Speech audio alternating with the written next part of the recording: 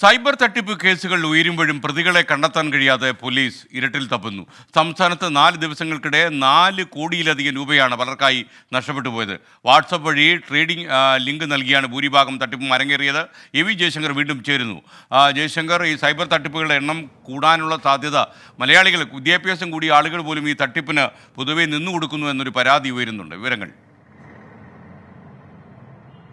Good morning SKN. സംസ്ഥാനത്ത് cyber തട്ടിപ്പിന്റെ എണ്ണം വലിയ തോതിൽ വർദ്ധിപ്പിക്കുന്നു എന്നതാണ് നിലവിലെ സാഹചര്യം. കഴിഞ്ഞ 4 ദിവസത്തിനിടെ മാത്രം സംസ്ഥാനത്ത് 10 കേസുകളിലായി 4 കോടിയിലധികം രൂപയാണ് നഷ്ടമായിരിക്കുന്നത്. കഴിഞ്ഞ വർഷം കേരള പോലീസ് പറയുന്ന കണക്കുകൾ അനുസരിച്ച് ഒരു കൊല്ലത്തിനിടെ 200 കോടി മാത്രമാണ് നഷ്ടമായതെങ്കിൽ ഈ വർഷം 3 ദിവസത്തെ കണക്കുകൾ കൊണ്ട് മാത്രം അത് 4 കോടി കടന്നിരിക്കുന്നു. അങ്ങനെയെങ്കിൽ ഈ വർഷാവസാനം അത് ഇനിയും ഉയരുമെന്നാണ് നിലവിലെ സാഹചര്യം. കഴിഞ്ഞ ദിവസങ്ങളിലായി തൃശൂർ ജില്ലയിൽ 3-ഉം പാലക്കാട് 2-ഉം വയനാട്ടിൽ 2-ഉം തിരുവനന്തപുരത്ത് 3-ഉം FIRകളാണ് സൈബർ പോലീസ് ഇത്തരം തട്ടിപ്പുകളുമായി ബന്ധപ്പെട്ട് എടുത്തത്. ഇത് വാട്സപ്പ് വഴി മാത്രമല്ല, ടെലിഗ്രാമും ഒപ്പം ബാങ്ക് അക്കൗണ്ട് വിവരങ്ങൾ ചോർത്തിയും അത്തരത്തിലെല്ലാം തന്നെ ആളുകളെ പറ്റിച്ചുകൊണ്ട് ഇത്തരം തട്ടിപ്പുകൾ തുടരുകയാണ്.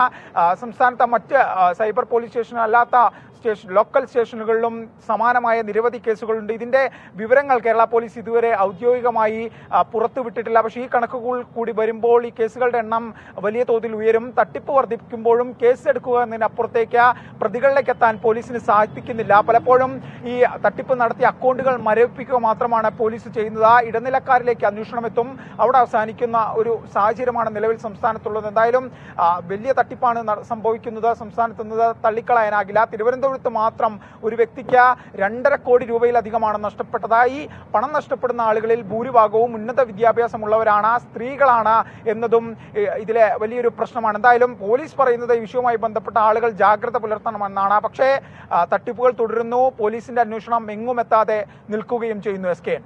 Okay, thank you. വി ജയശങ്കറാണ് വിവരങ്ങൾ നൽകിയത്. എന്തായാലും സൈബർ തട്ടിപ്പുകളിൽ നിന്ന് രക്ഷപ്പെടാനുള്ള പഴുതുകളൊക്കെ നമ്മൾ അന്വേഷിച്ച് കണ്ടുപിടിക്കുക. മാത്രമല്ല, ഈ നമുക്കൊരിക്കലും പരിചയമില്ലാത്ത ആളുകൾ ഓൺലൈനിലൊക്കെ വന്ന് എന്തെങ്കിലുമൊക്കെ നമ്മളോട് വാഗ്ദാനം ചെയ്യുമ്പോൾ അതൊന്നും മുഖവിലയ്ക്ക് വിശ്വസിക്കാൻ നമ്മൾ തയ്യാറാകരുത്. വിദ്യാഭ്യാസമുള്ള ആളുകൾ കൂടുതൽ തട്ടിപ്പിന് വിധേയമാകുന്നു എന്നതാണ് ഏറ്റവും വിചിത്രമായി എനിക്ക് തോന്നുന്നത്.